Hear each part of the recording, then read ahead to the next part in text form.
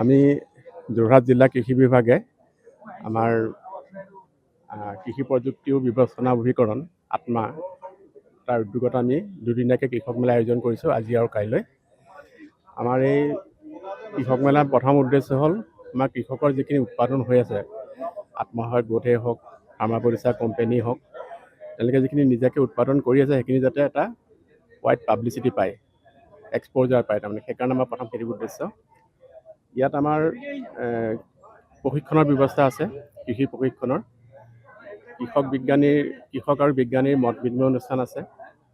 তাৰপিছত ক্ৰেতা আৰু বিক্ৰেতা তেওঁলোকৰ আমি অনুষ্ঠান পাতিছোঁ, কাৰণ আমাৰ কৃষকে উৎপাদন বহুতখিনি কৰিছে, কিন্তু তাৰ উপাৰ্জন সেইমতে বঢ়া নাই। তাৰমানে উপাৰ্জন বাঢ়িবলৈ হ'লে বজাৰখনৰ ব্যৱস্থা ভাল লাগিব, উৎপাদিত সামগ্ৰীখিনি ভাল দামত বিক্ৰী কৰিব পাৰিব লাগিব। গতিকে আমাৰ ক্ৰেতা আৰু বিক্ৰেতা সন্মিলন আমি পাতিম কালিলৈ।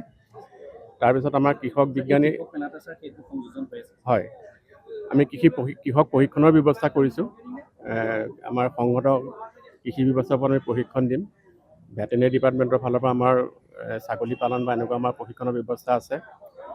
তাৰোপৰি ক্ৰেতা বিক্ৰেতা সন্মিলন আছে, আৰু আমি তেনেকুৱা ধৰণৰ কিছুমান অনুষ্ঠান ৰাখিছোঁ। কুইজৰ ব্যৱস্থা এটা কৰিছোঁ, কুইজ কম্পিটিশ্যনো পাৰিম কৃষকৰ মাজতে উৎসাহিত কৰিবৰ কাৰণে।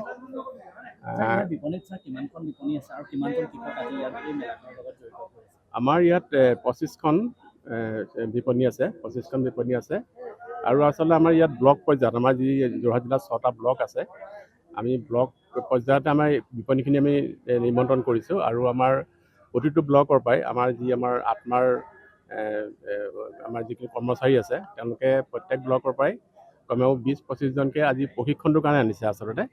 গতিকে আমাৰ প্ৰশিক্ষণত তেনেকৈ প্ৰায় 6টা ব্লকৰ পৰা 100জন বা 120জনমান আমাৰ কৃষকৰ মাজত প্ৰশিক্ষণটো হ'ব।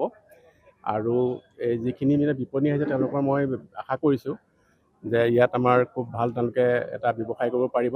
লগতে তেওঁলোকৰ যিখিনি প্ৰডাক্ট সেইখিনি যাতে এক্সপ'জ হয় আৰু মানে ভাল কোৱালিটি বুলি যাতে জনাজাত হয়, তাৰ ফলত তেওঁলোকে যাতে উপাৰ্জন বৃদ্ধি কৰিব পাৰে, যাতে ভাল মাৰ্কেট এখন পাব পাৰে, তাৰ কাৰণে আমি কাইলৈ বিক্ৰেতাসকলকো মাতিছোঁ। হয়, প্ৰথম কথা হ'ল কি, আচলতে আমাৰ যিখিনি আমাৰ FPC বা আত্মসহায়ক গোট তেওঁলোকে যিখিনি উৎপাদন কৰি আছে, সেইখিনি উৎপাদন কৰিছে, কিন্তু বজাৰখনৰ কাৰণে তেওঁলোকে হয়তো অকণমান অসুবিধাত পৰিছে, বজাৰ পোৱা নাই। এতিয়া মেলাখনৰ জৰিয়তে তেওঁলোকে আজি এতিয়া প্ৰদৰ্শনীত সকলোৱে দেখিব, ইয়াত ৰাইজেও দেখিব তেওঁলোকৰ প্ৰডাক্টখিনি কিনা হ'ব, কোনোবাই কিনিব, কিনি পেলাই কোৱালিটি ভাল পালে তেওঁলোকৰ হয়তো আগলৈ তেওঁলোকৰ পৰা অৰ্ডাৰো কৰিব পাৰিব। গতিকে সেইটো হোৱাৰ পিছত আমি ভাবিছোঁ কি যে অহাকালিলৈ আমি বিক্ৰেতাসকলক মাতিছোঁ, এই কৃষকসকলৰ লগত বা এই প্ৰদৰ্শনী আমাৰ হেৰিৰ লগত তেওঁলোকক একেলগে বহুৱাই আমি তেওঁলোকৰ পৰা মানে এইটো এটা মানে কি আৰু মানে এটা গেট টুগেডাৰ এটা পাতি পেলাই তেওঁলোকৰ যাতে বজাৰখনত যাতে ব্যৱস্থা হ'ব পাৰে, তাৰ কাৰণে আমি মানে এটা প্ৰচেষ্টা হেৰি কৰিব খুজিছোঁ। আজি প্ৰথম কথা হ'ল আমাৰ যি এই কৃষি প্ৰযুক্তি ব্যৱস্থাপনাৰ জৰিয়তে আমাৰ কৃষকসকলক এৱাৰনেছ দিয়া, কৃষকসকলক আমাৰ যিটো প্ৰযুক্তি, আমাৰ এই প্ৰযুক্তিৰে খেতি কৰিলে আমি কৃষকসকলক কেনেকৈ আগবঢ়াই নিব পাৰিম, মেইন উদ্দেশ্য এইটো। আৰু আমাৰ যি হৈছে আগৰ যিসকল খেতিয়কসকলৰ মাজত যিটো আমাৰ কৃষি বিজ্ঞান, কৃষি আপোনাৰ বিষয়াসকল আৰু কৃষকসকলৰ মাজত যি বন্ধুত্ব, আৰু সকলোৱে মিলি আমি কেনেকৈ কৃষকসকলক কেনেকৈ আগবঢ়াই নিব পাৰোঁ, এই মেইন উদ্দেশ্যটো সেইটো। ইয়াৰ যিটো আমাৰ উদ্দেশ্য, আমাৰ কৃষকসকলক আগবঢ়াই নিয়া। হয়, নাই সেইটোৱে মেইন সেইটো এটা আছে যে আমাৰ কৃষকসকলৰ যিটো আমাৰ জেনেৰেলি কৃষকসকলে অকল খেতিহে কৰে আগৰ হেৰিলৈ, কিন্তু নতুন নতুন বীজেৰে এই আমাৰ কৃষি বিজ্ঞান কেন্দ্ৰৰ লগত যোগাযোগ কৰাৰ ব্যৱস্থা কৰি দিয়া হৈছে।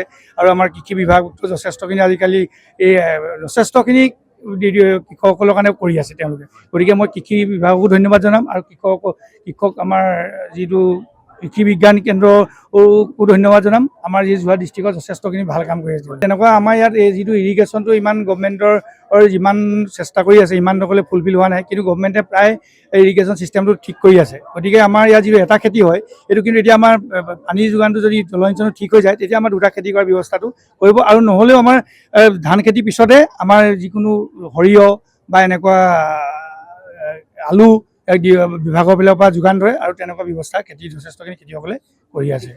কৰা হয়, এইটো কৃষি প্ৰযুক্তিৰ ব্যৱস্থাপনা সংস্থা এগ্ৰিকালচাৰ টেকনলজি মেনেজমেণ্ট ইনষ্টিটিউটত প্ৰতি বছৰে দুদিনীয়াকৈ বা তিনিদিনীয়াকৈ আমি কৃষক মেলা অনুষ্ঠিত কৰোঁ।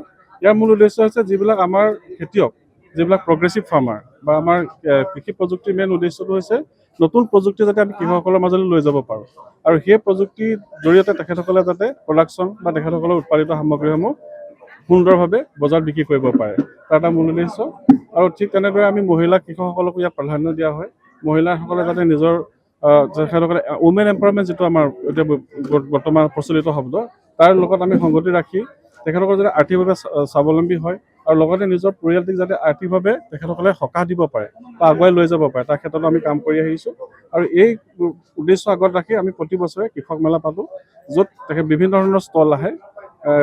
কৃষি, পশুপালন, ৰেচম আৰু ফিচাৰী সকলো বিভাগৰে ইয়াত ষ্টল দিয়া হয় আৰু সকলো খেতিয়কে তেখেতসকলৰ নিজৰ নিজৰ উৎপাদিত সামগ্ৰীসমূহ যাতে শ্ব'কেছ কৰিব পাৰে বা বিক্ৰী কৰিব পাৰে ইয়াৰ মূল উদ্দেশ্য।